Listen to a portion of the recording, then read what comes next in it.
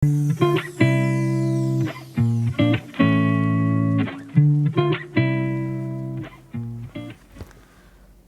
warahmatullahi wabarakatuh. Berjumpa lagi teman-teman semua di YouTube saya. Teman-teman, kita akan lanjutkan perbincangan kita masih tentang judul penelitian. Nah, pertanyaannya biasanya adalah, Pak, boleh nggak judul penelitian itu sama gitu ya? Sama dengan yang sudah ada, sama dengan temannya, sama dengan judul jurnal. Apakah boleh seperti itu? Nah, itu pertanyaannya. Nah, oleh karena itu maka benarkah judul itu tidak boleh sama? Begitu ya. Oke, teman-teman sekalian, secara metodologi judul itu boleh sama dari sisi metodologi ya.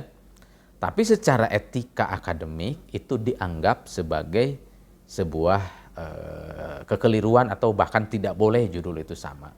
Tapi lagi-lagi secara metodologi itu boleh judul itu sama. Bahkan cuma beda sedikit-sedikit, cuma beda lokasi itu boleh. Nah, lalu kemudian kenapa judul itu tidak boleh sama? Bahkan beberapa perguruan tinggi itu ada istilah cek judul dulu ke prodi atau ke fakultas untuk menghindari judulnya itu duplikat. Jadi mengapa perguruan tinggi atau sebagian program studi melarang judul penelitian itu sama? Nah, bagaimana kalau kita tidak dapat menghindari bahwa judul kita itu sudah sama dengan beberapa penelitian lain atau dengan beberapa penelitian yang ada di kampus kita? Jadi teman-teman sekalian, kalau memang itu tidak dapat dihindari, maka kita harus bisa memberikan beberapa argumen yang kuat mengapa judul itu seperti itu. Dan perlu dicatat teman-teman sekalian, judul itu hanya masalah merek. Oleh karena itu maka sebetulnya tidak usah terlalu ribet dengan masalah judul. Tetapi di sisi lain memang etikanya adalah sebisa mungkin judul itu tidak sama. Kenapa? Karena dalam judul itu kalau sama diduga nantinya adalah tidak ada kebaruan dalam masalah penelitian.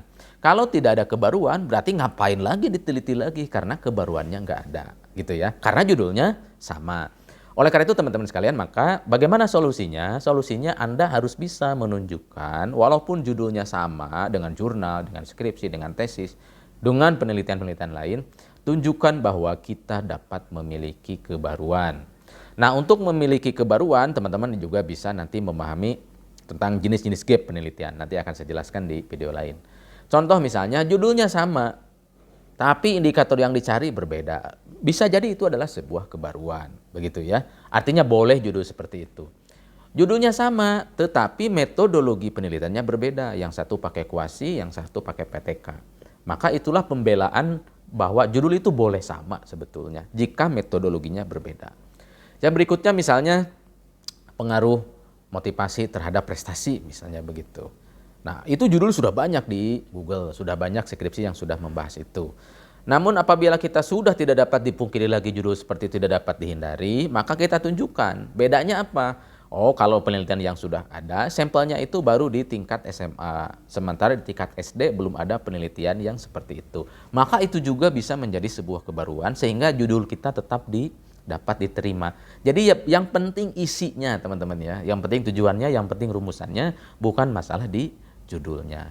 Contoh lain misalnya metodologinya sudah, populasinya sudah tadi ya.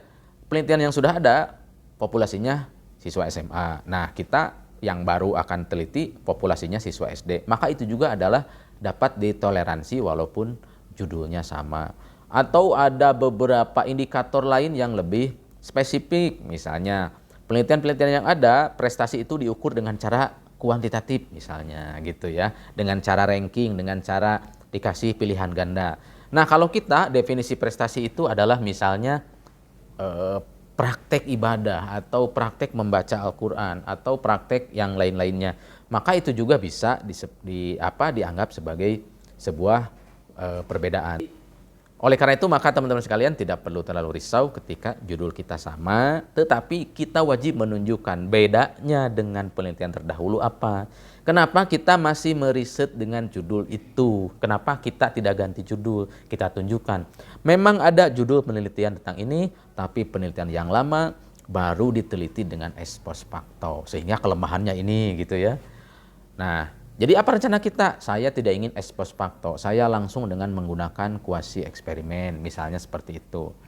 Sudah ada penelitian tentang pendidikan karakter, tapi rata-rata penelitiannya kualitatif hanya secara fenomenologi saja digali, diwawancara, dihasilkan penelitian. kita mau mencoba dengan menggunakan pendekatan penelitian komparasi misalnya, atau kita menggunakan penelitian survei. Jadi gitu teman-teman ya.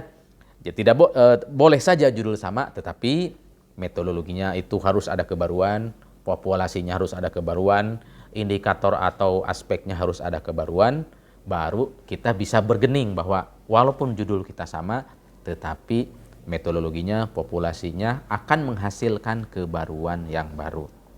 Jadi kalau penelitian yang ada hampir sama dengan kita populasinya, metodologinya hampir sama, jadi kebaruan apa yang diharapkan?